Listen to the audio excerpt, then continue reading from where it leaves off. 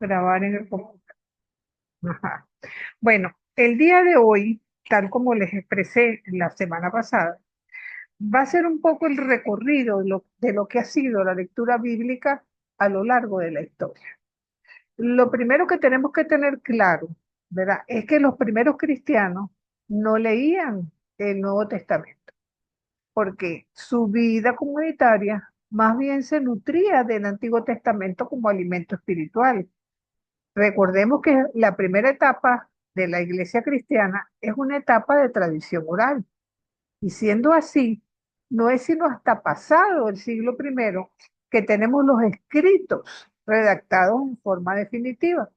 De tal forma que a partir de la resurrección de Jesús se va gestando un movimiento muy plural, muy heterogéneo, que va proclamando el querigma y lo adapta, si se quiere, en un brillante proceso de enculturación a las necesidades en las que las comunidades estaban inmersas, ¿verdad? Y en las que se observa mucha diversidad, mucha multiplicidad por encima de la ortodoxia y por encima, sobre todo, estaba la búsqueda de la verdad. Es una época que une carisma y profecía, dos constantes en la iglesia que tienen que ir de la mano, ¿verdad? Y que esté en un equilibrio, si se quiere, dialéctico. Sin embargo, cuando nosotros hablamos de comunidad, no estamos hablando solamente de la iglesia como idea abstracta, sino de la iglesia encarnada en un grupo pequeño y débil que se reúne en torno a la palabra. Recordemos aquella frase de Mateo 18: cuando estén dos o tres unidos en mi nombre, yo estoy en medio de cada uno de ustedes. Entonces, Jesús no dejó nada escrito, pero sí nos dejó una comunidad cuyos seguidores se mencionan por vez primera como cristianos en los Hechos de los Apóstoles 11:26. Antes de eso, a los seguidores de Jesús los llamaban seguidores del camino. De alguna manera eran mencionados como seguidores del crucificado, pero la palabra cristiano es mencionada por primera vez en este texto. Y fue hacia el año 200 aproximadamente cuando otro personaje, Ignacio de Antioquía, mencionó la palabra católica para referirse a la iglesia cristiana, que de paso la palabra católica es griega y quiere decir universal. Entonces, fueron tiempos hermosos, signados por el Espíritu en comunidades misioneras que llegaron incluso al martirio como testimonio de vida. Se reunían en las casas para celebrar la palabra y la cena del Señor y eran dirigidos por aquellos testigos oculares que podían manifestar que ellos habían estado con Jesús, que lo vieron cuando hizo sus milagros, que comieron con él, que vivieron con él y que lo acompañaron durante todo su ministerio público. Entonces, el recuerdo de esos dichos de Jesús y la lectura de la palabra fueron una constante en estos tiempos, ¿verdad? En los que la Eucaristía, la diaconía, ¿verdad? Y el servicio y la coinonía fueron los pilares de dichas comunidades. Pero a la vez que se hacía una lectura asidua de la escritura. Fíjense que los primeros cristianos seguían asistiendo a la sinagoga, seguían circuncidándose los varones, pero también se bautizaban en el nombre del Señor. Entonces, la palabra de Dios en esta época en ningún momento estuvo encadenada. Fue vehículo de comunicación, de expresión, de llamada, ¿verdad? Siendo de alguna manera, a pesar de ser un movimiento incipiente, es fuerte y que llegó incluso a permanecer en el tiempo. Entonces, vamos a empezar a ver cambios a partir de los siglos II y III. Hasta este momento, como les digo, hubo comunidades que fueron perseguidas por los emperadores romanos. Claro, no todos los emperadores romanos persiguieron a los cristianos, pero sí se hicieron eco también de la necesidad de tratar de perpetuarse en el poder, tratando de dar, como se dice, pan y circo a los habitantes del imperio, para tratar siempre de tenerlos bajo su mando. Entonces, le decía que hacia los siglos 3 4 vamos a tener un pequeño cambio en la época de Constantino I, porque fue a partir del año 315 que la iglesia cristiana sale del anonimato, sale de las sinagogas y empieza a ser proclamada la iglesia oficial del imperio. Entonces ya se abre hacia las iglesias, los templos paganos se convierten en iglesia y para este momento hubo una gran profusión de Biblia.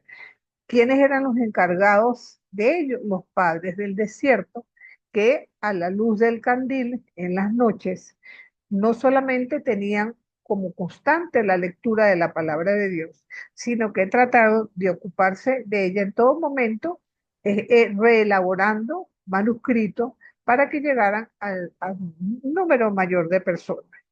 Entonces, en el siglo V también va a haber algo importantísimo, y es que hacia el año 400 aproximadamente, San Jerónimo, que afirmaba que la ignorancia de las escrituras es también ignorar a Cristo, elaboró una famosa Biblia conocida como la Vulgata y que no fue otra cosa que la traducción al latín desde el hebreo y el griego, que fueron los idiomas con que la Biblia se escribió.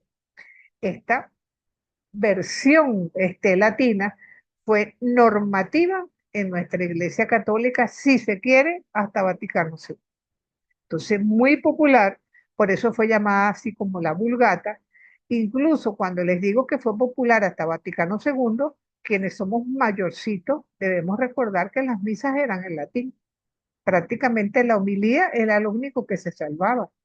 Entonces, pero con el tiempo empezaron a darse algunas rupturas, empezaron a surgir dentro de la Iglesia Católica y Universal, unas rupturas, y las primeras se dan como consecuencia de las declaraciones dogmáticas de los concilios de Éfeso y Calcedonia. Estas dos primeras rupturas recibieron el nombre de nestorianismo y monofisismo. ¿En qué consiste el nestorianismo? Negaba que María fuera la madre de Dios.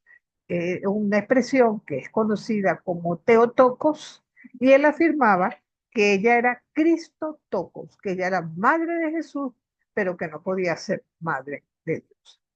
Y la otra tendencia, que fue el monofisismo, expresaba que Jesús está presente en la naturaleza divina, pero no en la humana, porque no pueden combinarse ambas cosas. Entonces, vamos viendo como, a pesar de todo, algunos impases se van produciendo, pero de los siglos en adelante, por lo menos hasta el siglo X, un concilio local, viendo el analfabetismo de los fieles, invita a los curas a leerle la Biblia a los feligreses. Otros medios utilizados fueron para tratar de acabar con el analfabetismo, eran la liturgia, la piedad popular también, de alguna manera se utilizaba, las representaciones teatrales también se utilizaron en esa época, y por supuesto el arte sagrado. Debemos recordar que de allí viene la famosa frase de que Pablo, cuando experimenta ese encuentro con Cristo resucitado, esa cristofanía, cae del caballo. Cuando nosotros leemos el texto con atención, nos damos cuenta que el caballo no existe, sino que con esas palabras quieren expresar el cambio, la expresión de Pablo al contacto con el resucitado, que no tiene nada que ver, por supuesto, con una caída de caballo. Entonces, pero vamos viendo que, a pesar de todo, va floreciendo todo lo que es la lectura bíblica, porque se hace la traducción al inglés que se llamó la Biblia de San Beda. También al francés se hacen las primeras traducciones, tanto al francés como al alemán, ¿verdad? Florecen muchas traducciones a las lenguas vernáculos de todos los países, ¿verdad? La Biblia de San Patricio en Irlanda, 300 ejemplares de los evangelios se editaron, con bastante, digamos, con bastante crítica, lo cual es bastante bueno porque muchas de las primeras Biblias no salían con aparatos críticos. Entonces, hacia el siglo X aproximadamente, vamos a tener el gran cisma importante y la primera ruptura, y se da entre las iglesias de Oriente y Occidente, que durante muchos años siguieron su camino unidas en comunión fraterna de fe y de vida sacramental. Pero este sigma causa una ruptura importantísima y en principio se habla de un problema teológico que se conoce con el nombre de filioque.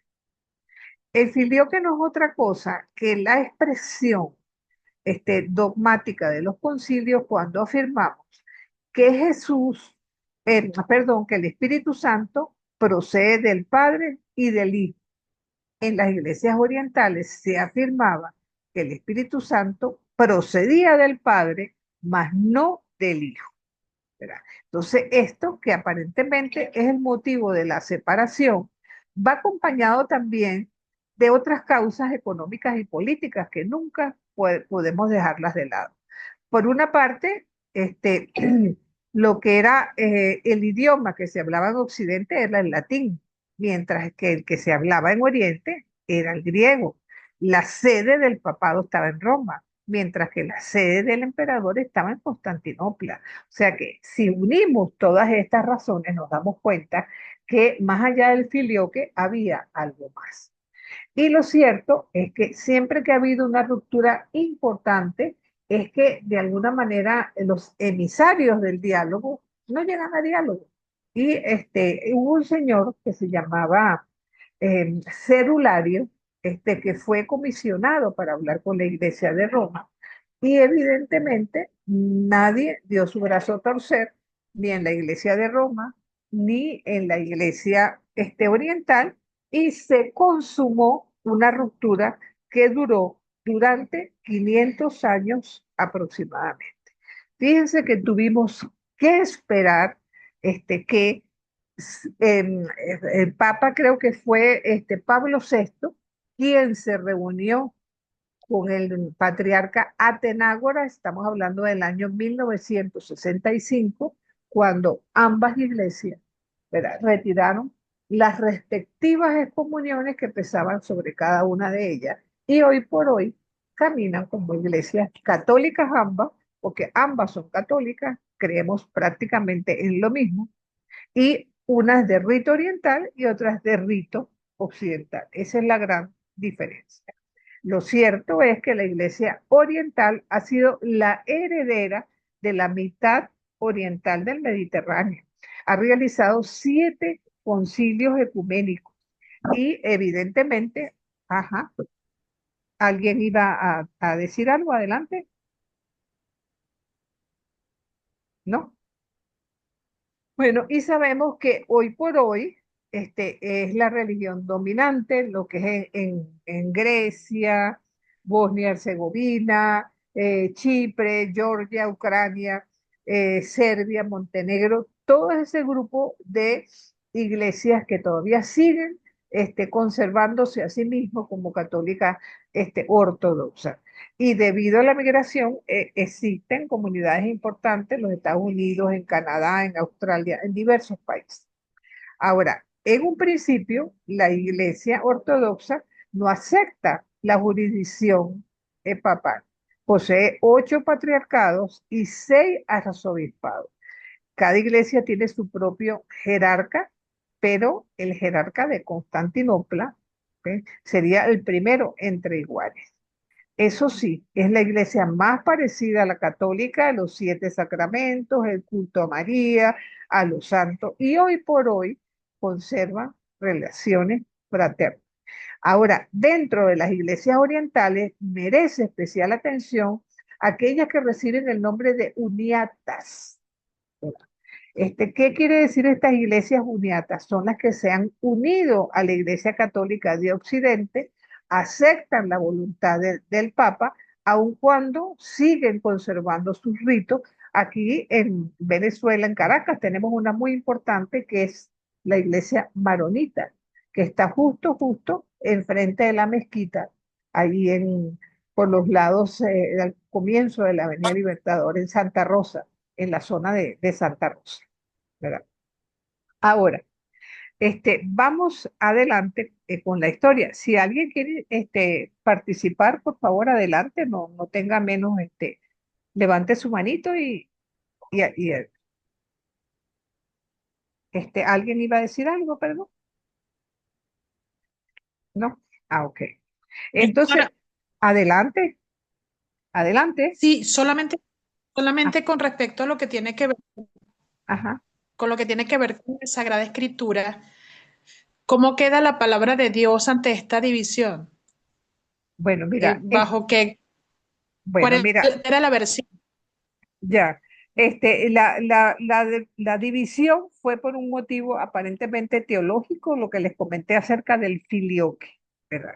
Pero básicamente, desde el punto de vista bíblico, no hay división entre las iglesias. Lo que hubo fue división en la interpretación de algunos textos. De hecho, cuando nosotros vemos el canon ortodoxo, ellos aceptan uno que otro libro que para nosotros no entra al canon, pero son aquellas iglesias ya como la etíope, que acepta el libro de Enoch, los libros 3 y 4 de Esdras, pero aparte de eso, la lectura bíblica es completamente igual. Los grandes cambios entre ambas iglesias se dan en la liturgia, básicamente en la liturgia.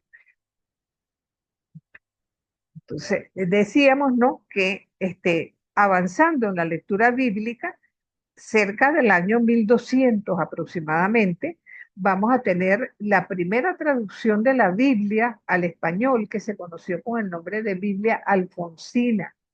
Después se traduce incluso al catalán. Y de allí en adelante, bajo el reinado de San Luis de Francia, también se traduce al flandés, ¿verdad?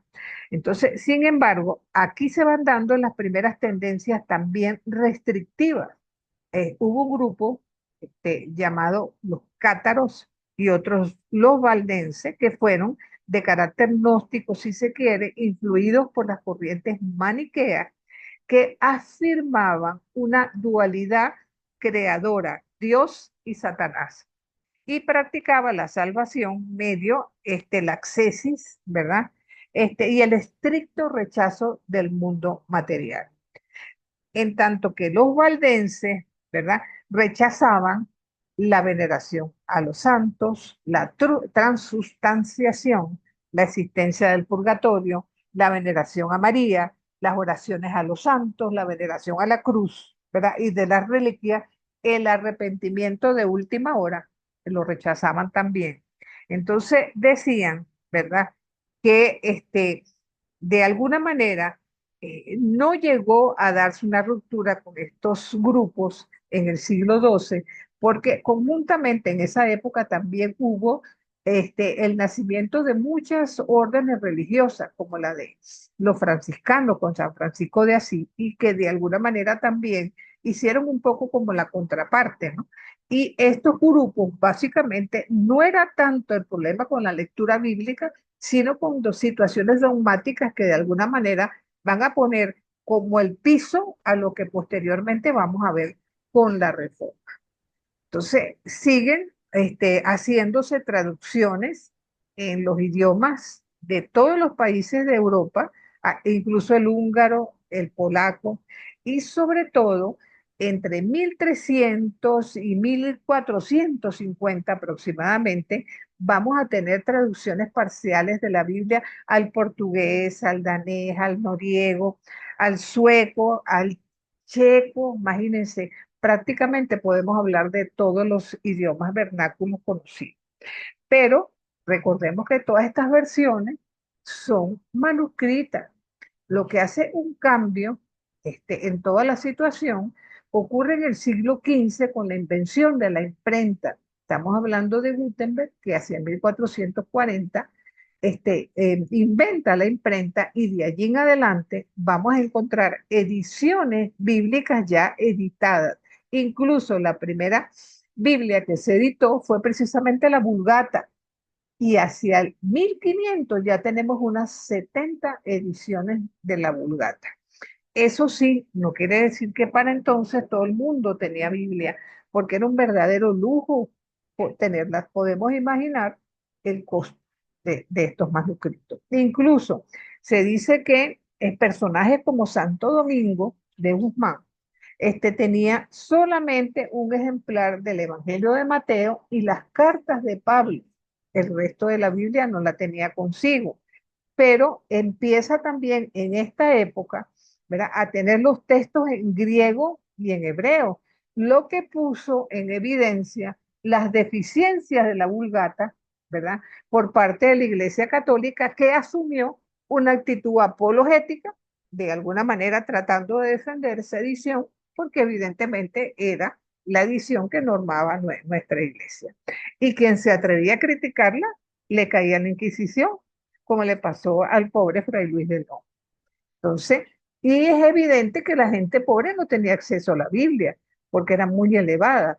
Y cuando veamos películas de la época, debemos recordar que en las iglesias, en las grandes catedrales, las pocas versiones bíblicas que tenían, las amarraban con cadenas, ¿verdad? Para que la gente la pudiera leer ahí, los que supieran leer, pero que no se la llevaran y quedar un poco, como se dice, al alcance de todo. Un poco como en su época pasaba con los libretos telefónicos en las casillas telefónicas que encontrábamos en la calle, que estaban amarradas para que la gente no se las llevara, ¿verdad?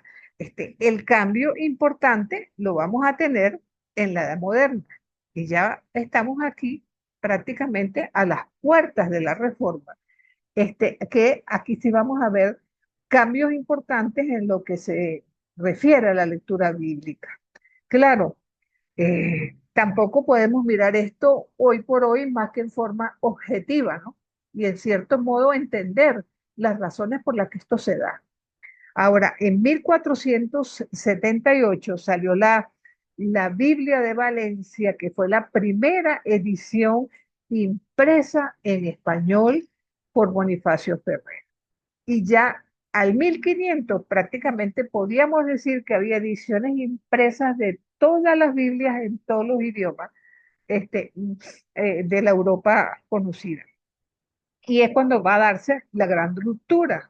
Entonces, pero esa ruptura tenemos que verla a la luz de lo que estaba sucediendo en la sociedad europea del siglo XVI, cuando la ignorancia bíblica era muy extensa y muchos llamados doctores en teología nunca la habían leído completamente. Solamente conocían la versión en latín de Jerónimo, y la sociedad vivía gran cantidad de problemas. Digamos que lo primero en el campo religioso, ¿verdad? La religiosidad popular estaba muy viva, vinculada más que todo a la Santísima Virgen, a los santos, a las reliquias del pasado, al rosario y a las indulgencias. Reinaba entre los fieles un gran temor por la condenación eterna, y fue una época en que las prácticas de hechicería se incrementaron en medio de una iglesia jerárquica completamente y un clero que prácticamente se había corrompido. Entonces había la iglesia caído como en el lujo, ¿no? Y subestimó las necesidades de reforma que las bases estaban tratando de pedir. Se incrementaron los impuestos y la venta de indulgencias. Recordemos que fue la época en que se empezó a construir la Basílica de San Pedro y grandes monumentos, y para eso se utilizó eh, la medida de vender las indulgencias, ¿verdad? Si tú colaboras a la bolsa, son perdonados tus pecados.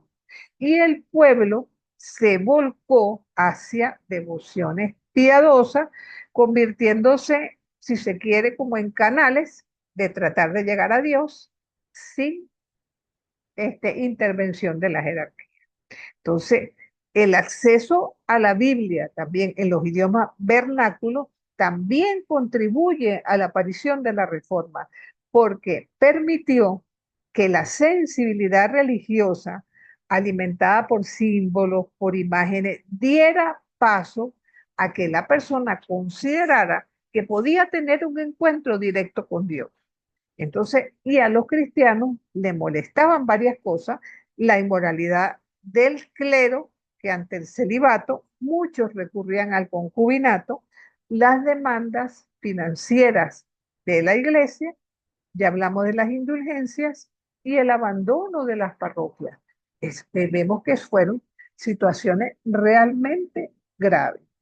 El pueblo mayoritariamente era campesino y religioso en una época que coincide con el descubrimiento de América. Copérnico demostraba que el Sol era el centro del universo y los filósofos redescubrían el helenismo y los clásicos. Recordemos que Constantinopla, perdón, cae en 1443 y es cuando los griegos y los judíos huyendo se van hacia Europa, especialmente a España. Y con los emigrantes vienen pergaminos, documentos, siendo también que es la época en que se está imponiendo el Renacimiento, ¿verdad? Y hubo la necesidad de abrirse a la crítica literaria y la necesidad de trabajar en cualquier texto, no solamente la Biblia, las lenguas originales. Entonces, este principio fue adoptado por el cardenal Cisneros, quien, ayudado por algunos judíos conversos, realizaron una versión políglota de la Biblia que recibió el nombre de Biblia de Alcalá.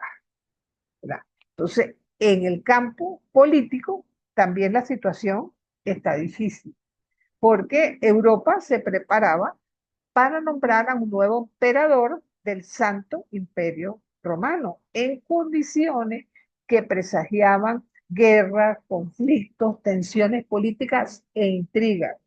El sultán Soleimán, de paso, había llegado a las puertas de Europa. Hungría fue invadida por los turcos. Todo esto creó como la imagen, ¿verdad?, de una guerra inminente que iba a hacer desaparecer a Europa y que prácticamente el fin del mundo estaba a la vuelta del este.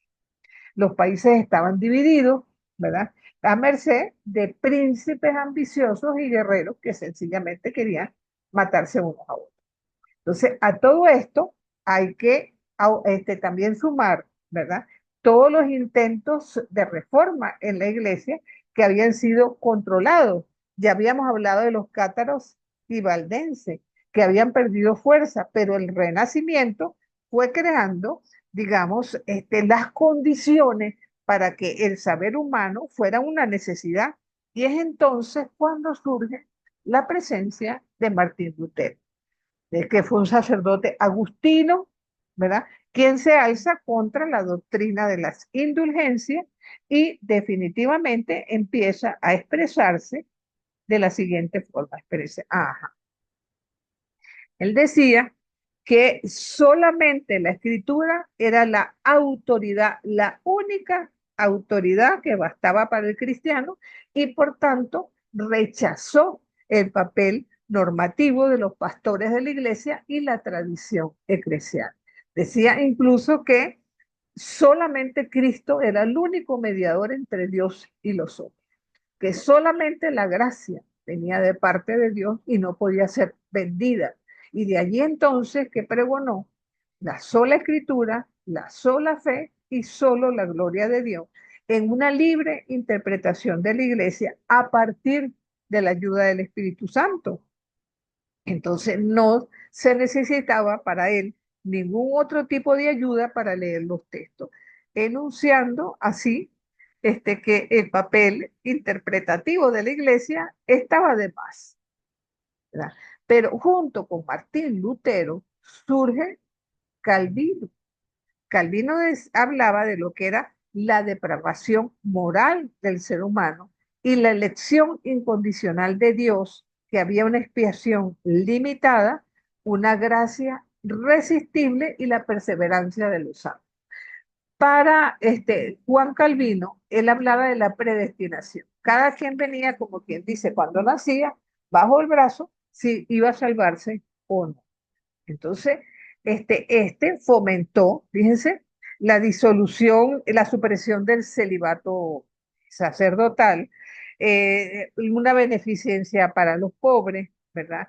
Y de ahí en adelante también va a surgir un tercer grupo, también suizo, al igual que Calvino, y un rico Zwinglio, que definitivamente para este grupo no era importante ni el ayuno, ni los santos, ni el celibato.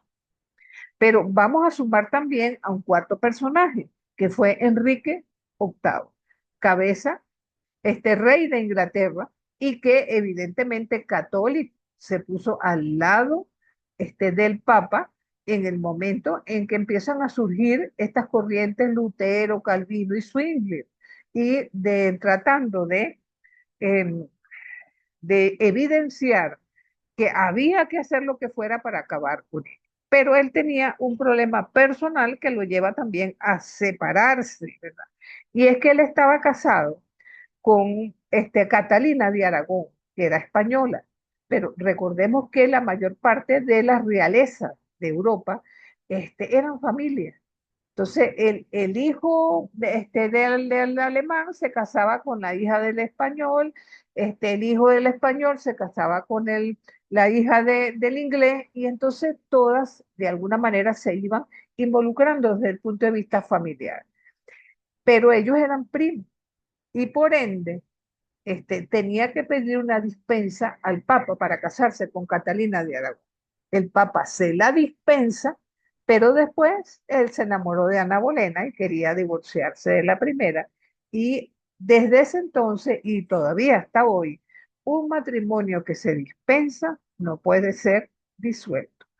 Ahora, él le encantaba casarse con las mujeres, no vivir de cualquier forma. Por eso tuvo 6 mujeres y unas cuantas murieron en sus manos, como Ana Bolena, Juana Seymour, Ana de Clevers, Catalina Howard y Catalina Parr. El nombre de Catalina como que le gustaba también mucho. Entonces, ¿qué pasa? Que entonces este señor se separa de la iglesia católica, de ahí en adelante se convierte Inglaterra en el país de la iglesia anglicana y el rey se convierte en cabeza de la iglesia por encima de la máxima autoridad eclesiástica. Entonces, ¿qué es lo que hace entonces la iglesia católica? A la reforma, entonces ella, ¿cómo se llama? De alguna manera habla de la contrarreforma, ¿verdad? Y ahí tenemos entonces el Concilio de Trento. En el Concilio de Trento se establecieron dogmáticamente cosas importantes como el hecho de declarar los 7 sacramentos para los católicos y por supuesto el canon se queda cerrado en forma definitiva. Y aquí vamos a ver entonces, de allí en adelante va a haber una gran diferencia. ¿Por qué razón? Porque una vez que Martín Lutero se separa, y también lo asumen las iglesias carminitas y swinglistas y las anglicanas, de la iglesia católica, asumen el canon que tenían los judíos para el Antiguo Testamento. Ese canon deja fuera 7 textos que fueron escritos en la última parte, bastante previos al Nuevo Testamento y que no están escritos ni en arameo ni en hebreo, sino en griego.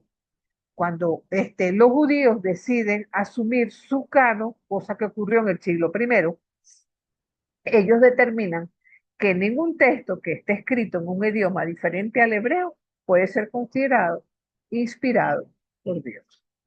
Y Lutero, al igual que el resto de las iglesias protestantes, asumen, por tanto, ese mismo canon en el Antiguo Testamento y ellos tienen A diferencia de nosotros, que tenemos 46 textos, ellos tienen 39 textos en el Antiguo Testamento.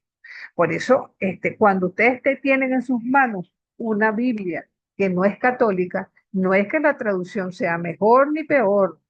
Hay traducciones protestantes muy buenas, pero sencillamente no van a encontrar la presencia de esos textos.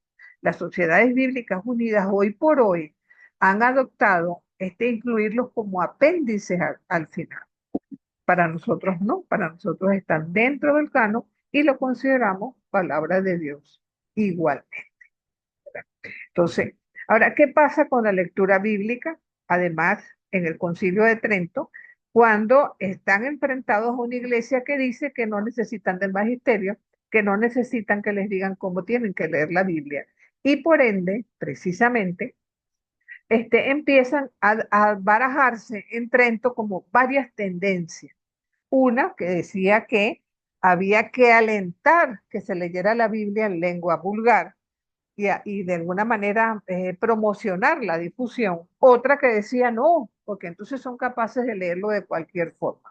Y una tercera tendencia que decía, bueno, vamos a permitirles que la lean, pero con cierto criterio, con cierta tutela de nuestra parte.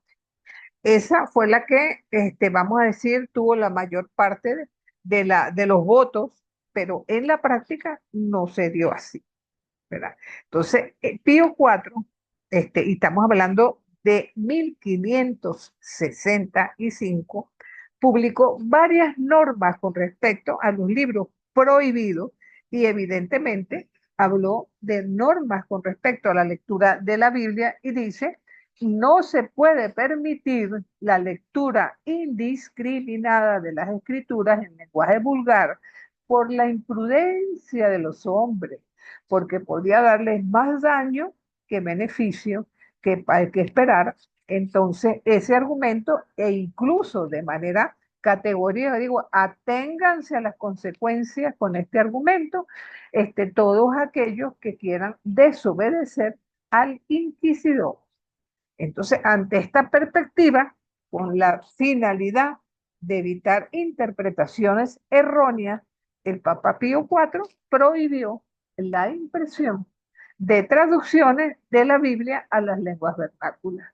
Sobre todo, este, eh, poco a poco se fue dando ciento compás a permitir que se escribieran alguna que otra en algún idioma, siempre y cuando fueran autorizadas por la iglesia.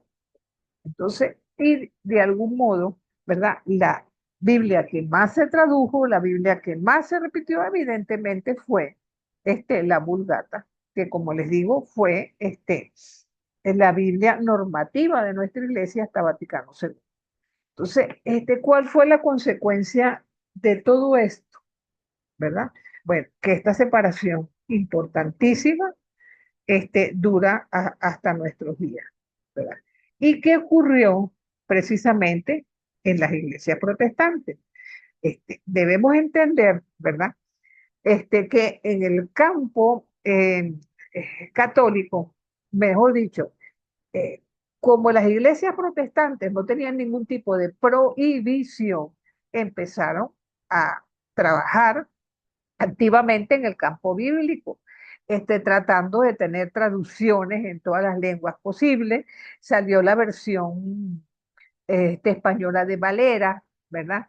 Las sociedades bíblicas trataron de hacer ediciones también bien interesantes.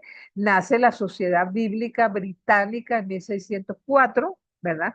Que favoreció la proliferación de numerosas organizaciones semejantes que producían Biblia, pero ojo, estamos hablando de la iglesia protestante, porque en el campo católico tuvimos que esperar a un papa como Benedicto XIV para que se abriera un pequeño resquicio, y estamos hablando ya de 1757, para que por primera vez la Biblia se escribiese en lenguaje vulgar, con dos condiciones, que el texto fuera acompañado de nota y que tuviera la aprobación eclesiástica. Entonces, para este momento hay una traducción de Erasmo, que hizo la primera edición crítica del Nuevo Testamento al griego. También desde el alemán se va preparando el terreno para publicar gramática y diccionario del hebreo. Con estas herramientas, la lectura bíblica tomó un impulso poderoso y gradualmente se fue abandonando la metodología que se basaba en los cuatro principios de sentido y se estableció que la Biblia tenía un solo sentido. Entonces, claro, es evidente que con el dominio de las lenguas hubo mayor capacidad crítica. Hay que mencionar, por ejemplo, un personaje llamado Lorenzo Balsa, que dijo que el documento constantiniano al Papa era falso. Dijo que también un tal Dionisio, que era considerado discípulo de Pablo, no era tal porque había vivido 6 siglos después de Pablo. Entonces, empezó una corriente que trató de distinguir los textos falsos de lo que verdaderamente eran auténticos por el tipo de lenguaje utilizado. Y también no podemos olvidar que el humanismo renacentista también va a influir en la lectura bíblica.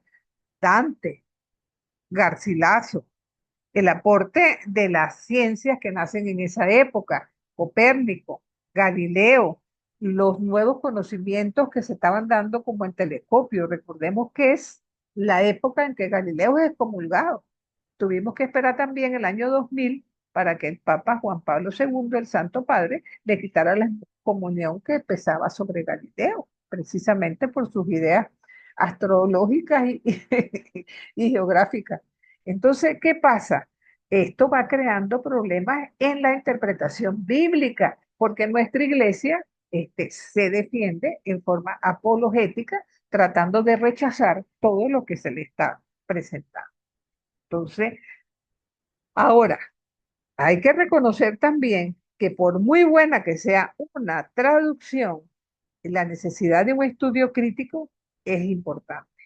Entonces, como los reformadores tenían la convicción de que la Biblia era la palabra de Dios, pero la concibieron como un todo orgánico, dándole mucha libertad a sus lecturas de cualquier forma. Entonces, los principios de la exégesis protestante fueron un pilar fundamental porque ellos llegaron a la conclusión de que la escritura, ¿verdad? Por sí misma se podía interpretar. Entonces, todo tendría que andar en concordancia con las reglas de la analogía de la fe, pero en el fondo las normas hermenéuticas de Lutero fueron superiores a sus interpretaciones. De hecho, los principios hermenéuticos de la Reforma no se los debemos a Lutero, sino a dos personajes importantes, Calvino y Felipe Melanchthon, humanista clásico que tenía conocimientos del griego y del hebreo y se convirtió en un poderoso exégeta.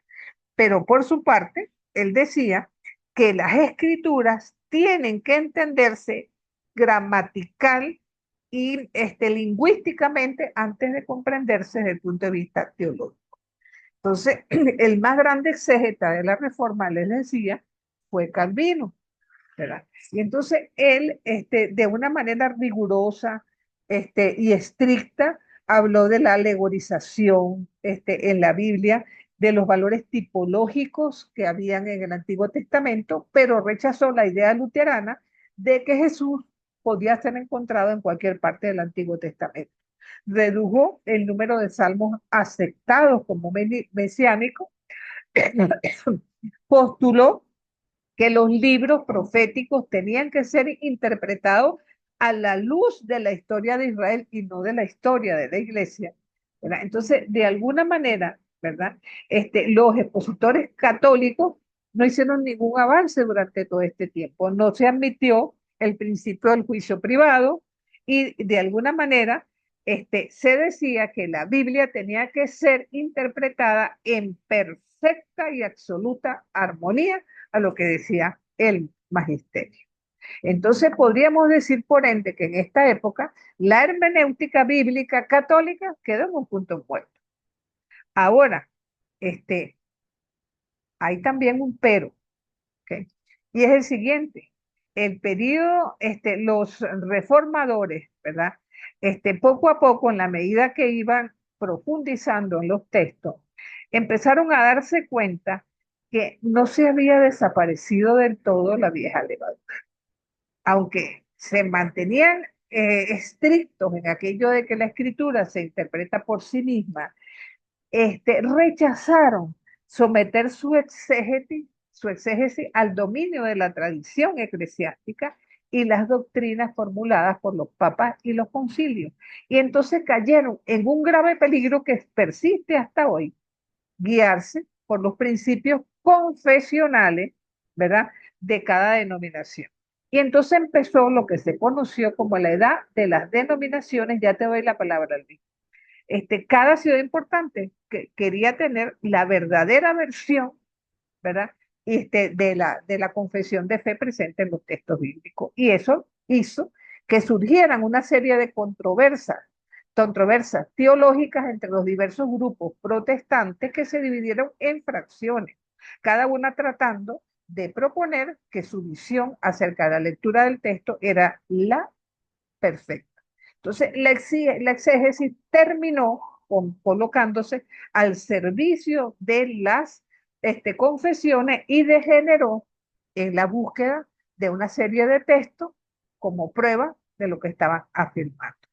¿Ve? Entonces, eso de alguna manera persiste hasta nuestros días y de alguna manera se habló de lo que fue el concepto mecanicista de la inspiración de la Biblia. Y en el cuadro que le tengo yo en pantalla, de alguna manera, lo que trato es ver o de demostrar cómo a partir de esas divisiones que se dieron dentro de la iglesia protestante, que tenemos tantas iglesitas, por decirlo así, porque no hay que dejar de reconocer que la iglesia luterana, la iglesia anglicana, la iglesia calvinista y la zwinglista se consideran high church, alta iglesia, porque ellos también, ¿verdad? Vienen de los apóstoles igual que nosotros. Pero en la medida que estas iglesias protestantes se dividieron, llegaron muchas veces a dividirse de tal forma que al final no estamos hablando de iglesias, sino de sectas, que no tienen nada que ver con la madre que les dio de origen. Adelante, Luis. Profesora, en otra materia que se llamaba teología moral, Ajá, el padre explicaba que am, digamos, el carácter estático que tenía la teología en el sentido am, de una teoría un poquito así como más negativa, o sea, más de evitar el pecado en vez de aceptar la gracia. Yo voy a hacer el símil, le estoy diciendo esto por lo siguiente. ajá, Se mantuvo muchos años porque había que salvaguardar, digamos, la estructura de la iglesia, ¿no? Había el temor de que la iglesia se dividieran. se desviara del camino. Sí, Ujú. Yo tratando de hacer como una analogía con lo que usted estaba comentando, yo veo que con tantos miembros de la iglesia, inclusive padres de la iglesia, personas muy doctas, porque, y le voy a citar uno, San Agustín, hablando ah, del siglo IV, ¿por qué entonces hay o sea, tantas interpretaciones o tantas, por qué porque Calvino, Lutero y todos los personajes que surgieron mucho después de personas además con una reputación, porque no solo son porque sean canonizados, sino San Agustín, por ejemplo, era un hombre imagínense, un experto en retórica, un jurista por excelencia, con una reputación grandísima. Y estamos hablando del siglo IV. Entonces, ¿por qué pasaron tantos años y tantas reformas? ¿Cuál fue la razón? Como en teología moral vimos que había que salvaguardar a la iglesia porque surgen tantas interpretaciones, tantas reformas, o sea, ¿cuáles son los intereses detrás de todo esto?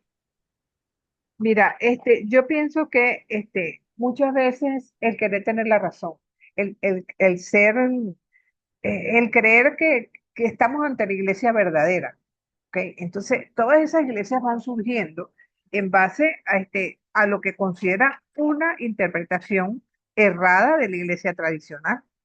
O sea, ellos empiezan a juzgar que la situación que se está dando en la Iglesia Católica no puede venir de Jesús y de alguna manera tiene que haber algo, ¿verdad? Tiene que haber algo allí que identifique cuál es la verdadera iglesia de Cristo, porque uno oye hablar a veces a grupos protestantes, y les digo, no todos los grupos protestantes son iguales. Hay muchas iglesias protestantes evangélicas 100%, pero hay otros grupos que son definitivamente sectarios, que hacen una lectura fundamentalista de los textos y que se creen ser los únicos dueños de la verdad. Por eso le decía que esto de la edad de las denominaciones ya surgió en aquel momento. Es cómo empezaron a dividirse una ciudad de la otra, porque tal ciudad creía que la lectura que estaba haciendo del texto era mejor que la que hacía en la otra. Y de allí fueron surgiendo grupos que decían, bueno, ya yo no me sumo con esta iglesia porque yo no creo en tal postulado que afirman ellos. El problema quizás, y volvemos a hablar entonces de las sectas, que ya no son iglesias venidas de Cristo, sino que tienen un fulano fundador que fue quien les dio la vida y de ahí en adelante ahí tenemos muchos grupos sectarios por esa razón, hoy por hoy. Pero es cierto lo que tú dices, de alguna manera, es tan difícil decir que vamos a volver otra vez al origen. Yo siempre me acuerdo de esto cuando veo aquel texto que dice, Señor, por allá está uno que no es de nosotros, pero está haciendo milagros en tu nombre. Y Jesús les dice, bueno, quien no está contra nosotros está con nosotros, ¿verdad? Entonces, ¿hasta qué punto nosotros nos hemos dividido de esta forma cuando desde el principio lo que se buscó fue buscar comunidades capaces de proclamar el querigma, de reconocer a Dios por encima de todo y de alguna manera proyectar eso hacia los hermanos? Y creo que ese es un problema que tenemos entre manos todavía a estas alturas. Marianelli, adelante. Sí, profesora, yo escuchando lo que decía Luis y con su respuesta, cito un poquito algo que escuché en estos días sobre precisamente un sacerdote, doctor en teología, que se graduó en una época en la que no habían casi doctores de teología, deja el ministerio y además está en una iglesia que ahora es llamada, y bueno, a lo mejor algunos la conocen, que se empezó desde hace unos años para acá llamándose la Iglesia Venezolana, tratando de desligarse de Roma. Y ese ex sacerdote decía a otro, le decía precisamente, no, porque yo ahora estoy en la Es la iglesia verdad. verdadera. Entonces, Mm. sí, un poco pensar que no solamente en aquel tiempo pasaron estas cosas, sino que creo que siguen pasando. En la actualidad hay muchas cosas raras que, bueno, a mi juicio, un poco raras, ¿no? Porque una persona que ha sido formada con muchos años desde la teología católica, que afirme ahora esto, yo parto de la idea que es más intereses personales, profesora, que hay más cosas que tienen que ver con justificar mis acciones personales y a ver dónde me acomodo para ir cambiando las cosas, más que intereses colectivos, porque no tienen que ver. Es Es mi posible. opinión. Es posible, porque recuerda que el ser humano, o sea, los seres humanos somos una cosa seria. Siempre queremos que nuestra palabra sea escuchada por encima de la palabra del otro, pero más en cuestiones, Profe, recuerda, religión y política son dos puntos muy álgidos que dividen a la gente. sí, Sí, también hay que recordar que en ese momento histórico aparecieron muchos defensores de la iglesia, de la reforma y cuestión sí, de todo lo que es la también fue un ¿no? que defendió, bueno, Sí. Bueno, y ahí también está la política, la Rafael. católica, Ahí también está la política, porque sí señor, recordemos que la mayor parte de los príncipes alemanes se fueron con Lutero, era para recuperar las tierras que la iglesia tenía en Alemania. Entonces uno se pregunta hasta qué punto, ¿verdad? A veces es difícil separar la economía de la política y de la religión. Cuando se juntan, vamos a decir, ese triple de interés. Adelante, Virginia. Gracias, profe. Bueno, me parece muy interesante pues toda esta historia que estamos viendo, este debate también. Y para mí, pues todo tiene que ver con algo que tiene que ver con la historia de la humanidad también, que es el poder, ¿no? El poder, el querer poder, que pues es algo que tenemos como seres humanos y que obviamente está también en nuestro camino como iglesia y en los caminos de las iglesias y en todo esto, porque en el momento en que creo que alguien, no sé, o sea, como un grupo, como decía usted, hay grupos que dicen, no, nosotros tenemos la verdad. Y también la Iglesia Católica, pues decimos eso, ¿no? O sea, creo que no sé hasta qué punto Jesús realmente, verdaderamente, ¿no? Quiso eso más allá, o sea, como algo tan cerrado, como decir, hay un grupo que tiene la verdad y pues todos los demás deben adherirse. Más para mí su vida es una muestra del verdadero amor, ¿no? Del amor es entregado hasta el final, hasta el extremo, y que lamentablemente, pues en nuestra historia, como las religiones, diferentes religiones, pues a veces, o no a veces, pues muchas veces nos vamos por otro lado, más que por realmente amar al prójimo, que realmente unirnos para hacer de un mundo un lugar mejor, pues nos vamos por esas cosas, ¿no? Por esos debates, por eso de quién tiene la razón, quién es el que tiene la verdad. Y pues me parece bien, o sea, tampoco digo que esté mal, pero creo que Jesús fue acción, o sea, no fue tanto como ideas de que si si tenía la razón o no, sino que él hizo las cosas.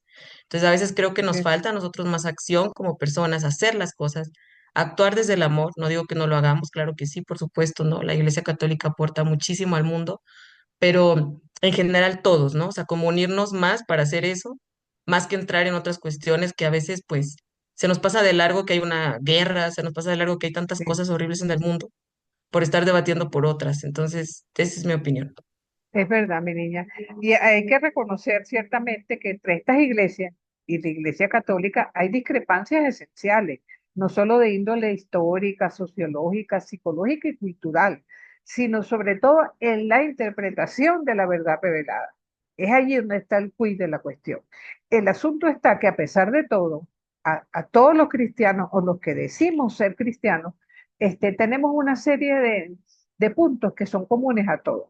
Dios es un ser personal, Jesús es hombre y Dios verdadero, tenemos fe en la Trinidad, la Sagrada Escritura para nosotros es importante en su totalidad, tanto el Antiguo Testamento como el Nuevo, la pertenencia a una comunidad eclesial y dos sacramentos básicos, el bautismo y la cena del Señor. Esos son comunes en todas las iglesias que profesamos a Cristo. Pensar que la gracia que viene de Dios, por eso es que somos salvos, que somos peregrinos en este mundo, que necesitamos de oración, que el amor al prójimo, creemos profundamente en la resurrección y esperamos un cielo nuevo y una tierra nueva, ¿no? Creemos en un mundo más allá de esto, una vida más allá de esto.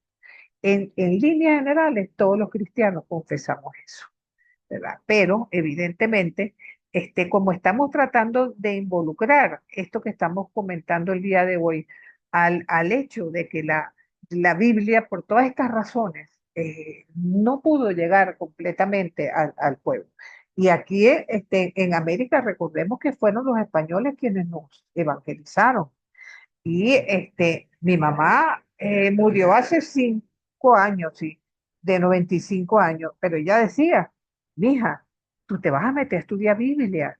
Mira que la gente se vuelve loca estudiando Biblia.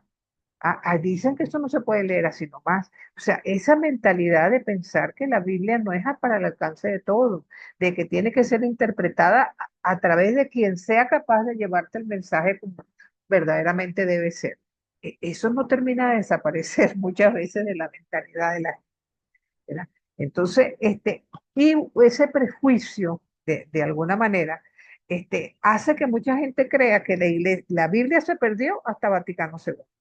Y eso en realidad no es así, porque eso es llevar las cosas, digamos, con mucha exageración, ¿verdad? Lo cierto es, ¿verdad?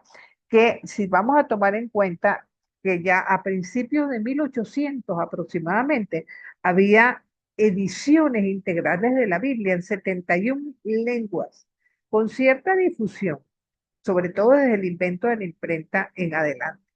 Pero dentro de la iglesia nuestra, de la iglesia católica, quizás no era tan abierto precisamente porque hubo otros factores que también influyeron, la Revolución Francesa, ¿verdad? que de alguna manera afectó el movimiento bíblico. Hubo reacciones por parte del Papa Pío VII, de León XII, estamos hablando de 1800, de Gregorio XVI, ¿verdad? Condenando a las sociedades bíblicas protestantes y condicionando y limitando las traducciones a lengua vulgar y la difusión entre los católicos. Pero ya para ese entonces, ya el adelanto en las ciencias históricas y naturales había planteado el problema con bases diferentes, porque lo que se estaba jugando ahora era la credibilidad misma de la palabra de Dios en cuanto a la interpretación más o menos fundamentalista que se estaba dando. Y entonces, o al límite concordista, por decirlo así, dado entonces por las iglesias, tanto la iglesia ortodoxa como por la protestante y por la católica.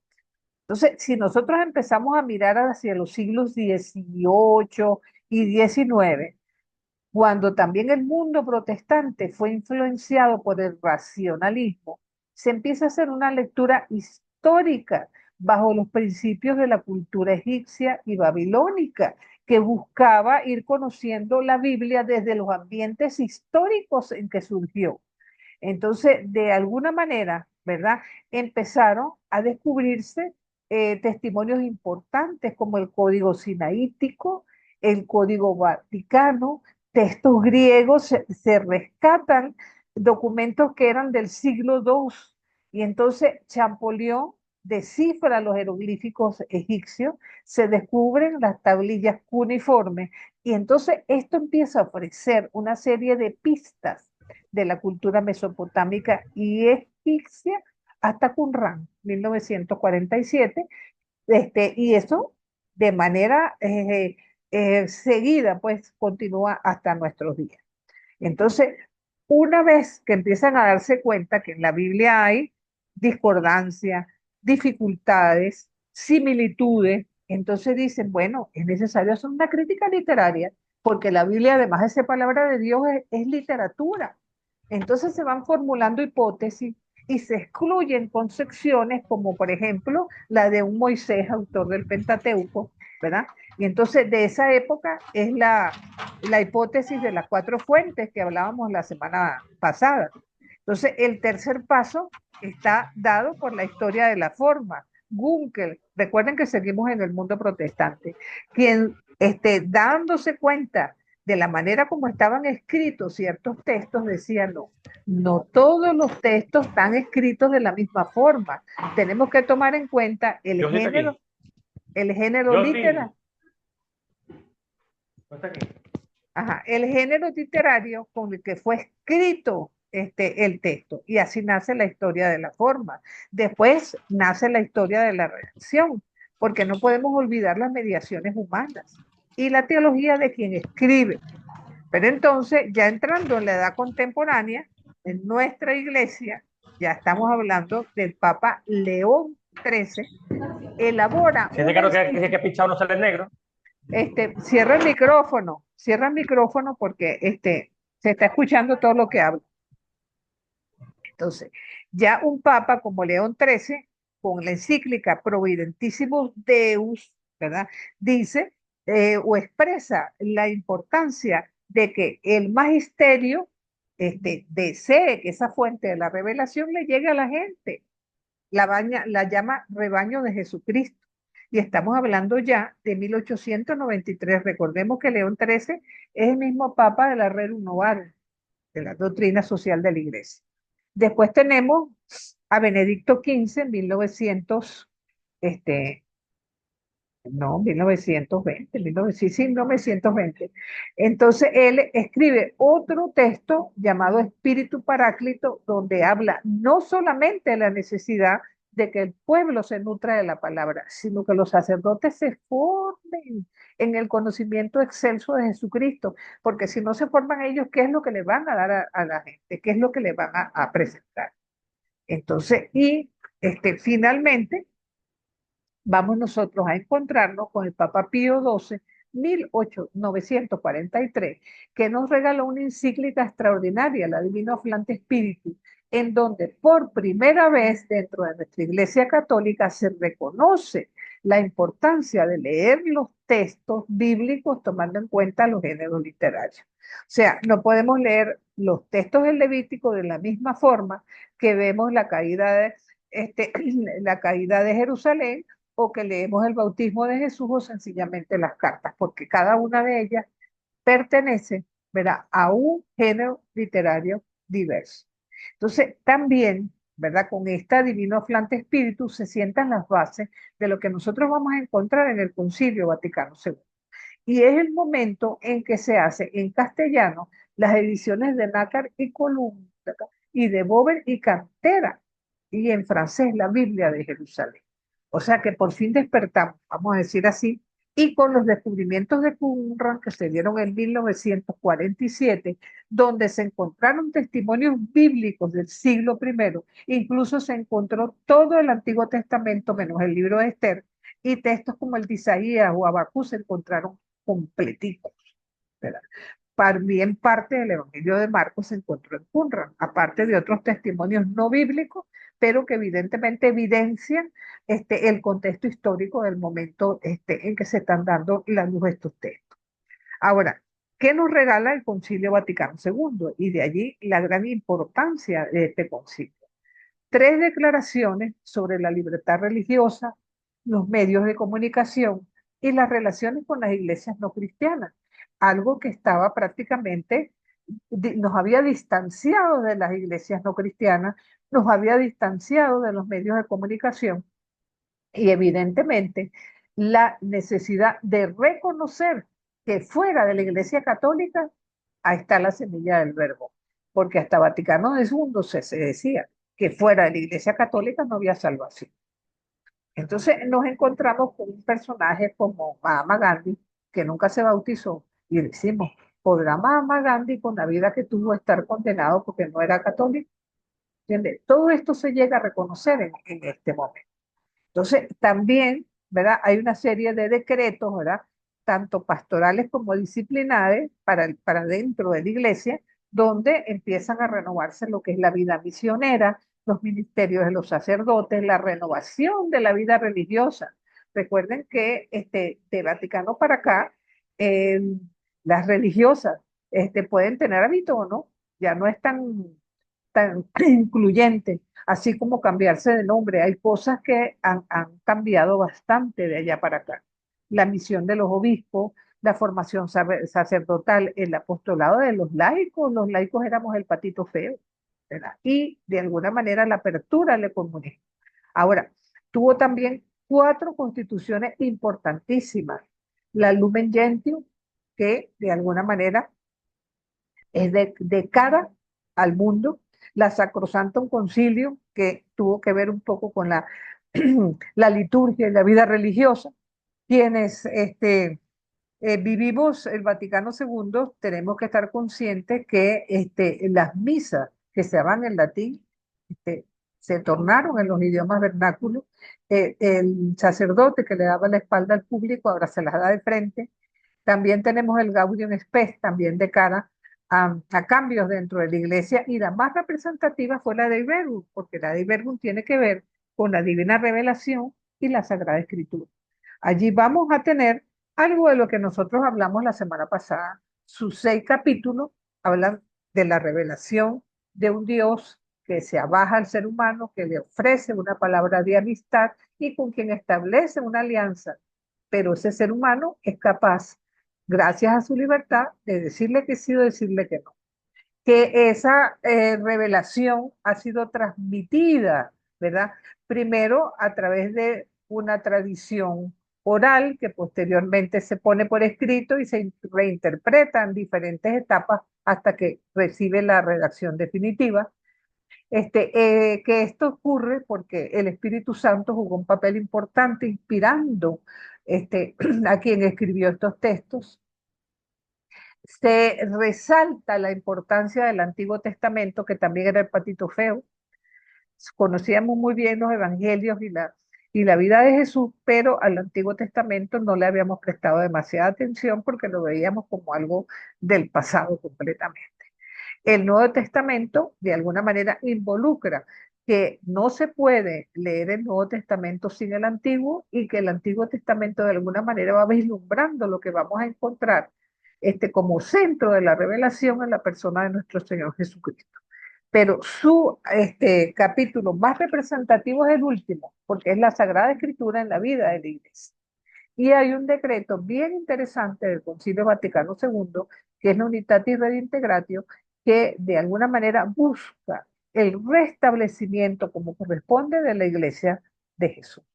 Y para ello está abierta completamente a la lectura ecuménica de los textos. Recordemos que en las iglesias, distintas iglesias, y nosotros estamos un poco distanciados, es por la parte dogmática, pero no por la Biblia.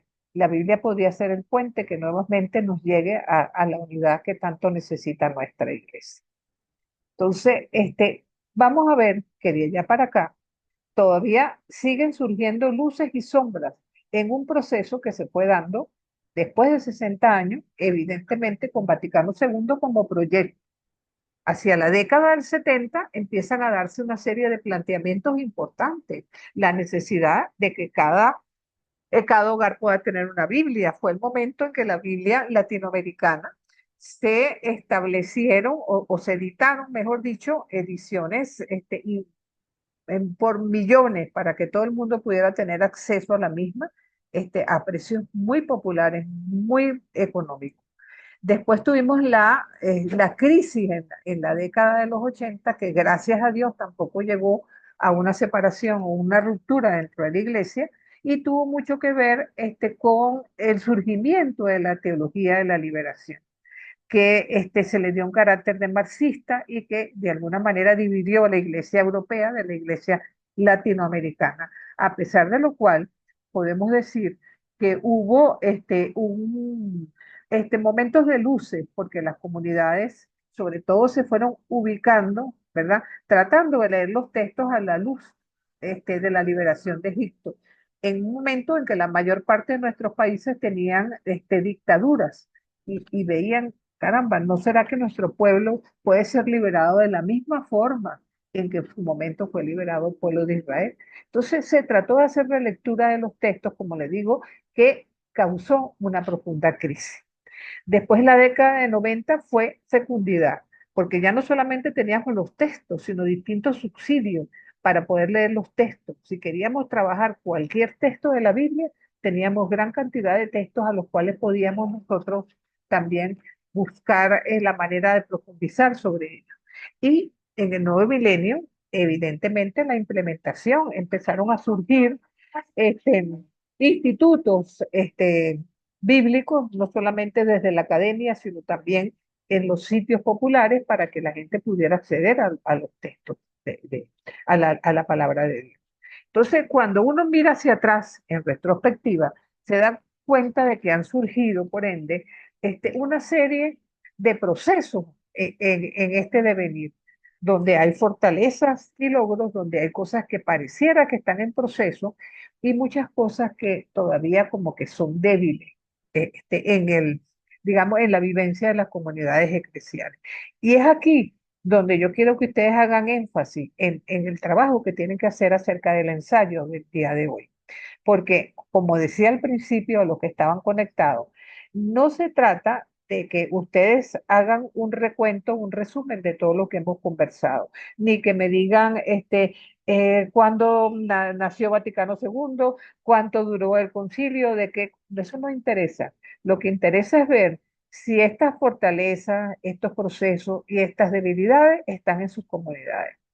Ese sería un poco porque este ensayo tiene que ser un ensayo vivencial, donde lo que ustedes coloquen allí es perfectamente válido, pero va a ser válido en la medida también de que hagan un análisis. Entonces, fíjense si algo de lo que vamos a decir les puede ayudar en eso. Cuando nosotros hablamos de fortalezas y logros, estamos hablando en primer lugar de las traducciones, porque fíjense que hoy por hoy ustedes pueden encontrar ediciones bíblicas múltiples, donde sencillamente van a ver que las traducciones no necesariamente son iguales, pero les va a permitir poder acceder pues a ese universo hermoso de traducciones bíblicas. La relación entre el texto, fe y la vida. Es un poco la corriente que también se fue gestando en nuestra América, que nadie va a estudiar el texto bíblico separándolo de su vida y que lo que trata es que precisamente esa vida consiga fundamento en lo que el texto pueda proporcionarle como revelación de Dios. La amplia difusión de materiales. La liturgia ha enriquecido mucho el conocimiento bíblico, porque fíjense que siempre hay una primera lectura, que generalmente es del Antiguo Testamento y que dice relación con el Evangelio. Un salmo como instrumento de oración y una segunda lectura que generalmente es del Nuevo Testamento. Entonces, los centros de formación que han surgido, les decía anteriormente, tanto en la academia como en los grupos populares o en las escuelas, la participación laical, que nos sentimos cada vez más llamados a un papel importante en la evangelización como testigos y discípulos de Jesús. La corriente ecuménica, ya no nos da miedo hablar con un evangélico, con un luterano o un anglicano.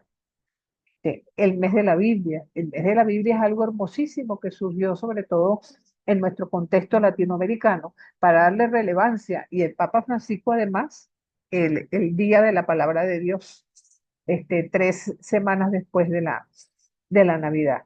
Después, la lectura popular de la Biblia, el estar consciente de que todo creyente tiene una palabra que decir. No será doctor en Biblia, no tendrá una serie de conocimientos, pero que de alguna manera también puede expresarse de manera libre de esta forma. Y las conferencias episcopales que surgen también de Vaticano II para dar respuesta a las necesidades locales sin tener que recurrir a Roma. La lectura pastoral comunitaria y la lectio divina, que había sido olvidada casi durante 500 años y que el cardenal Carlo María Martini, después de Vaticano II, retoma con fuerza y prácticamente se popularizó para no irse más. Esto podríamos decir que son las grandes fortalezas que tenemos todavía. Ahora, ¿qué es lo que todavía no termina como de cuajar y que está en proceso? La animación bíblica de la pastoral. ¿Por qué decimos animación bíblica de la pastoral? Porque uno ve que en mucha gente está la pastoral de jóvenes, y la pastoral de adultos, y la pastoral para la primera comunión, y pareciera que la pastoral bíblica fuera aparte, cuando la Biblia tiene que ser todo lo que permee y que atraviese todas las pastorales como centro de la misma para que haya una referencia explícita a la Sagrada Escritura. Y esto es importante porque uno ve con cierta frecuencia que en las preparaciones para comunión, en las preparaciones para las confirmaciones, lo que se toma más en cuenta es el catecismo. Y muchas veces se deja la palabra de Dios aparte. Entonces, ese acercamiento vivencial, como tuvo San Agustín, toma y lee, es lo que va a permitir que la persona que se esté preparando tenga un encuentro personal con nuestro Señor Jesucristo y a partir de allí su vida cambia completamente. Entonces, la relación entre Biblia y liturgia. A veces la gente dice, bueno, si yo llego antes del Evangelio, la misa me vale. No, hoy en día se habla de la celebración de la palabra y la mesa de la Eucaristía. Porque, ¿qué es lo que se busca encima de todo esto? Cristificar nuestra vida, ¿verdad? Y que la Sagrada Escritura sea el centro y la propuesta pastoral para toda para toda la parroquia. Y sobre todo, fomentar el ministerio de la palabra.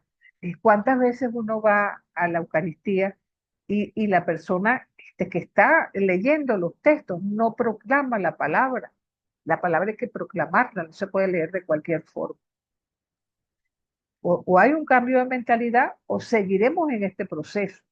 La necesidad de que haya una nueva espiritualidad, que puedan capaz todos los miembros de la parroquia complementarse, es algo que tiene que ser así. Este, Tristemente, hay algunas debilidades que todavía vamos a contemplar. Los textos costosos. Hoy en día, hasta comprar una Biblia es algo que no es fácil para cualquier bolsillo. El hecho de que no se termine de valorar la importancia de la palabra dentro de la Eucaristía y fuera de ella, la necesidad de profundizar la exégesis bíblica y la formación de seminarios también, que sean capaces los nuevos sacerdotes de tener una espiritualidad bíblica que sea capaz de comunicar a los feligreses. Mire, yo tuve nunca se me olvidará, y le voy a decir que la desdicha, pero tuve la oportunidad de hablar con un sacerdote en Perú, que me dijo que él era cura a pesar de la Biblia. A mí eso me pareció un horror. Yo le dije, pero ¿cómo es eso? Si la Biblia tiene que ser el centro de tu ministerio, la palabra de Dios, tú no te enamoraste de Cristo para tomar la decisión de dedicarte a la vida sacerdotal. ¿Sí? ¿Qué podemos hacer? ¿Entiendes? También la difusión de materiales ahorita, por los caros que están las copias, los caros que son las impresiones, es también problemático. Sin embargo, a través del Internet podemos tener acceso también a mucho, pero mucho material. Y la mayor debilidad que tenemos es la formación parcial de los laicos. Hay gente que hace un cursito y ya cree que se la sabe todo. Darnos cuenta, ¿verdad? De que en la medida que profundizamos es cuando sabemos menos. Es importante formarnos para dar testimonio de lo que realmente nosotros creemos. A veces parece que nos hubiéramos quedado con el traje de la primera comunión, pero aquí, en el pensamiento. El traje no nos sirve, pero las ideas, lo que aprendimos en aquel momento se quedó aquí. Muchas veces hay desconfianza también, ¿verdad? Y sobre todo, retomo nuevamente la importancia de que la pastoral bíblica sea el centro de todas las pastorales. Entonces, dicho esto, ¿verdad? Podemos decir que conjuntamente con las sombras que estamos hablando hay muchos signos de esperanza. Y los hay porque el hecho de que estemos nosotros en este curso siendo mayoritariamente laicos, de alguna manera está llamando a la sed que tiene hoy por hoy el creyente de dar razón de su fe en este mundo secularizado donde estamos. Entonces, de alguna manera u otra, ¿verdad? Podemos decir que debemos estudiar, debemos ser partícipes en la medida que podamos de estudiar, de aprender, de que nuestra vida sea reflejo de la vida de Cristo, de que nosotros seamos capaces también de reflejar con nuestra vida lo que decimos con los labios. Esto es importantísimo. Yo creo que fue Pablo VI que dijo que el cristiano del futuro tendría que dar testimonio con sus acciones más que con sus palabras, porque si no era así, sencillamente no se iba a creer. América Latina y nuestro país todavía están manando leche y miel. Jesús nos invitó de alguna manera a construir reino.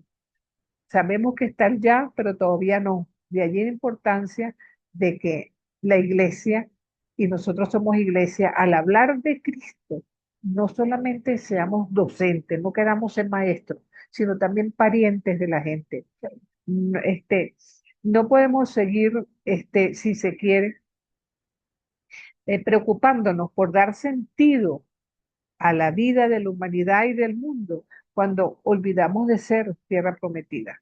Nos toca ser país, nos toca ser alimento, nos toca ser código y mensaje teológico. Entonces, es bueno parafrasear a Juan Luis Martín Descalzo, quien dijo que el mayor drama de Cristo no fue su muerte trágica, sino la indiferencia de la que se vio rodeado sus apóstoles.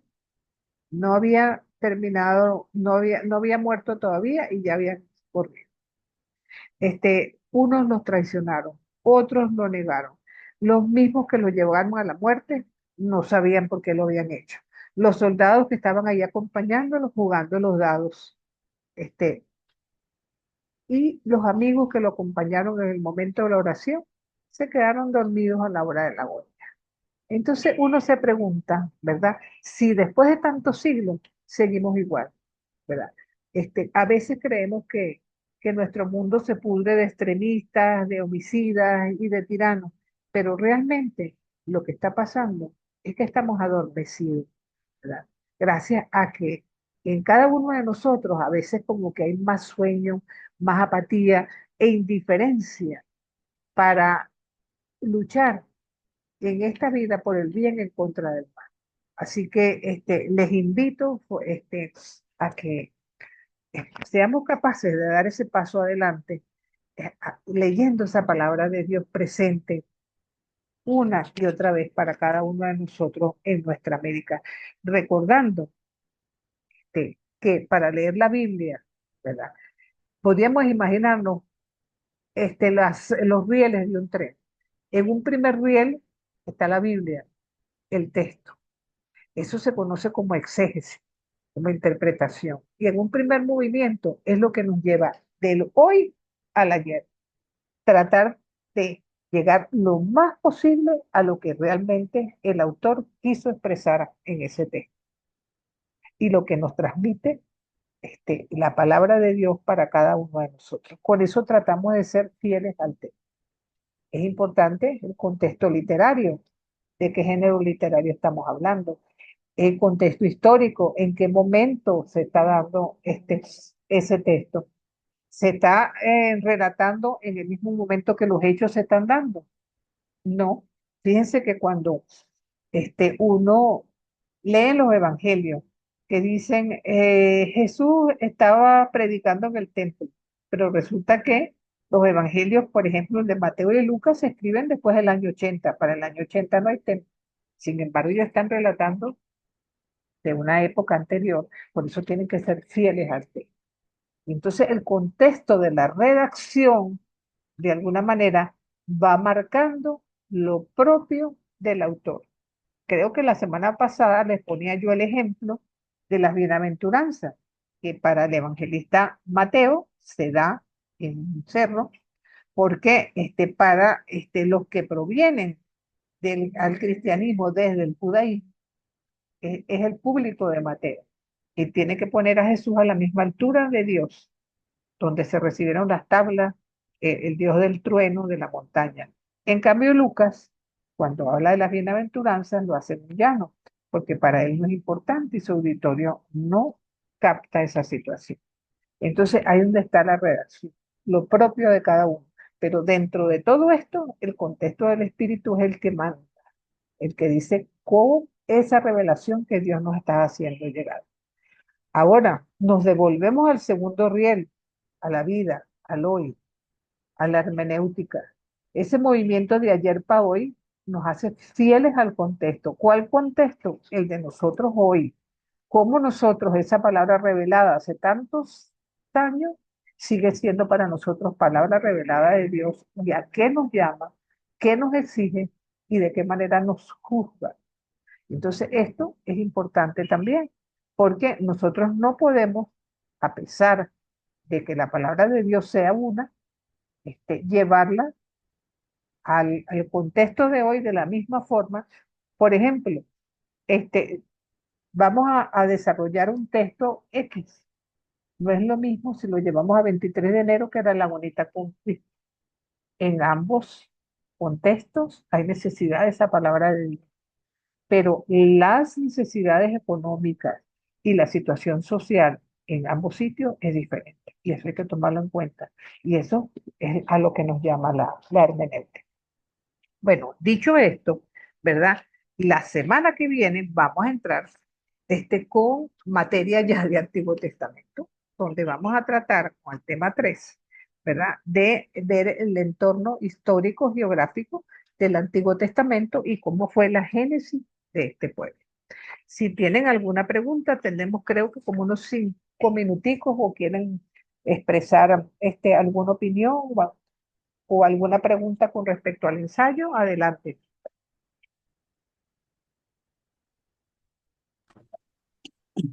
Adelante, Katy. Hola, profe. Sí, necesitaba preguntar algo como, vamos a discernir lo que Vaticano II llega al concilio impuesto en el progreso de nuestro contexto en la iglesia o la perspectiva de individual que ha vivido uno en el crecimiento dentro de nuestra comunidad de la iglesia. ¿A qué Eso, más o menos me tengo que...? eso último, ¿ok? Ok, En tu comunidad eclesial, en tu comunidad familiar, en tu comunidad laboral, en el medio donde tú te mueves, ¿cómo ok, evidencias tú esos 60 años? Han sido años de que tú sientes que se ha asimilado muchas cosas, que hemos crecido, sigues viendo sombras, ves cosas que quizás todavía crees que no se terminan de ver, porque lo que interesa es un poco hacer el análisis concreto de nuestra realidad. En otras palabras, vamos a hacer hermenéutica, ¿ok? Hermenéutica ok. de lo que ustedes viven como comunidad eclesial, individual y comunitariamente, en donde ustedes se desenvuelven. Claro, ahí lo que entra en proceso es que estamos también viendo cómo nosotros estamos en un proceso de cambios de contexto también, ¿no?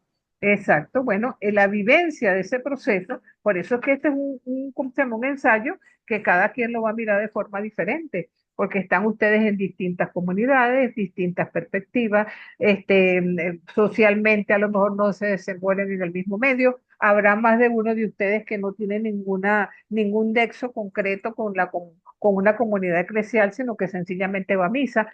Pero entonces todas esas cosas permiten que puedas de alguna manera llevar a la realidad la manera como tú estás percibiendo esos cambios. ¿Ven? Entonces, por ahí va la cosa. Adelante, Perfecto, Lilibet. gracias. Adelante, Lilibet. Buenas tardes. No Buenas me quería tardes. prender el micrófono. No te preocupes. Profesora, yo no estuve en la clase anterior. Ajá. Entonces, si me puedes explicar o yo la llamo a su celular para que me explique un poco más a profundidad del tema del ensayo. Por No, otra es que parte, el tema del ensayo es por la clase de hoy, no por lo que vimos la semana pasada. La semana pasada sí, no por hubo la tarea clase de hoy. Ok, por la de hoy. Sí, entonces, y no tiene, yo les pasé el link del YouTube de la clase anterior. O sea, para que el que sí. no pueda por alguna circunstancia escuchar la clase, tenga la oportunidad, también de poderla escuchar en diferido, pues. ¿Ves? Pero el ensayo es el Sí, tema de hoy, lo que vimos hoy. ok, ok, está muy bien. Otra pregunta, profesora. Usted puede, porque es que tengo muchos problemas con el módulo 7, si hay posibilidad de enviar el plan de clase por el grupo o por el correo, porque ha sido un problema solamente pude entrar a Cristología, esa materia, y pude descargar el plan de clase, pero a Introducción al Antiguo Testamento se me ha hecho muy difícil. Me Ajá. pide una clave y cuando hago el cambio, no Ajá, reconoce el pero cambio de clave. la clave para entrar en mi módulo 7 a mi curso debería ser la misma clave que utilizas para lo otro, porque las claves son por persona, no son por curso, ¿ok? Sí, pero cuando me llega el correo, por lo menos en Cristología me llegó un correo de esa materia. Yo le Ajá, di clic y él abrió y pude visualizar el plan de clase y ajá, pude ver un poco el libro. Pero cuando ya. entro a Antiguo Testamento me pide la clave, no entiendo por qué. Me Este, pide cuando quiero, es que todos ajá, necesitamos una clave para entrar ¿cómo se llama? En el módulo 7. Todos necesitamos una clave hasta yo. Entonces, yo sé que sí, hay personas que tienen problemas con el módulo. Katy es ujú, una. El padre Néstor dice que quienes no han entrado en el módulo es porque se les ha presentado una dificultad, bien sea algo que no están haciendo bien. Entonces, yo te recomiendo a ti y a Katy que se pongan en contacto con el padre Néstor. Casualmente esta mañana estaba mencionando con respecto a eso. Yo sé que Katy tiene ese ok. problema hasta el semestre pasado, porque ¿cuál es el Sí, problema? yo también. yo necesito que tú las tareas me las subas al módulo, que es una de las cosas que me están exigiendo. Este ensayo, le estoy dando bastantes días para que lo hagan, 2 semanas hasta el 26, o sea que no tienen que salir corriendo a hacerlo, pero eso también les va a dar la oportunidad, ¿verdad? De poder discernir qué es lo que van a hacer y de poder resolver el problema del módulo 7. ¿Ok? Adelante, Gloria. Ok, gracias.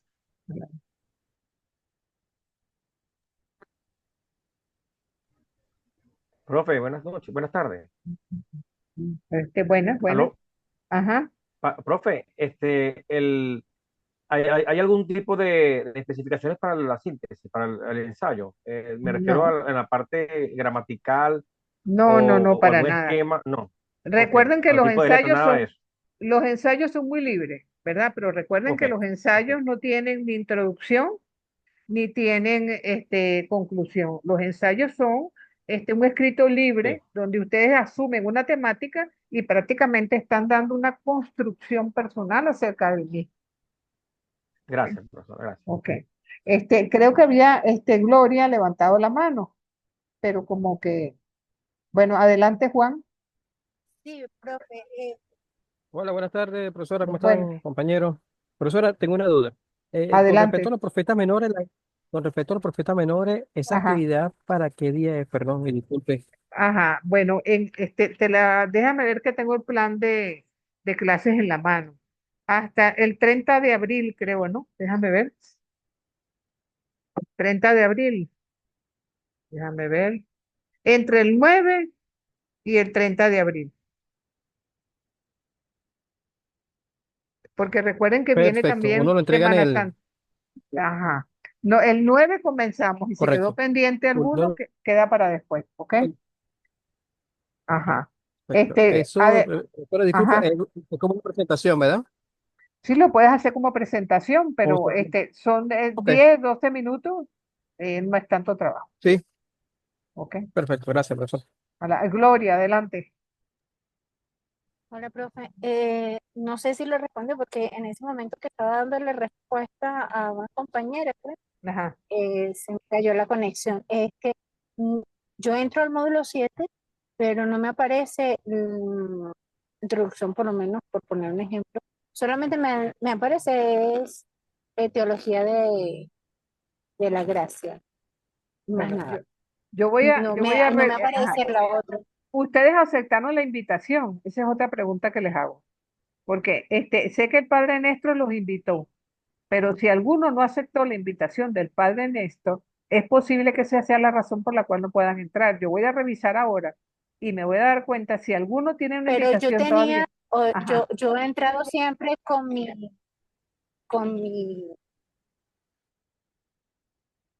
ajá. Bueno, como que se te fue la con mi onda otra vez. usuario, pues. Ajá. Y, Sí, es que no, tú entras con tu ah, usuario y tu clave, pero con tu usuario y tu clave ajá, sí, tal cual. deberías poder entrar a cualquiera de las materias que estés cursando en este semestre, con la misma clave y el mismo Exacto, usuario. claro, Ok. Ahora, claro, como el semestre pasado. correcto, pero aceptaste la invitación. Yo voy a revisar ahora y si a alguno de ustedes le falta aceptar la invitación, No yo se las sé, voy a no, reenviar. a mí no me llegó ninguna invitación. Ok, se las voy a Ah, reenviar. vale, Ok. vale, vale. Adelante, Deyanira. Buenas tardes. Buenas Me tardes. gustaría saber el tiempo, perdón, cuántas páginas debe llevar ese ensayo. Mi niña, los ensayos son generalmente cortos, ¿ok? Tres, Yo, cuatro yo creo páginas. que 2, 3 páginas, ya más de eso sería demasiado. Ok, perfecto. Hasta Era esa una, la consulta. hasta una, si está bien hecho, perfecto. Eh, Buenísimo. Gracias.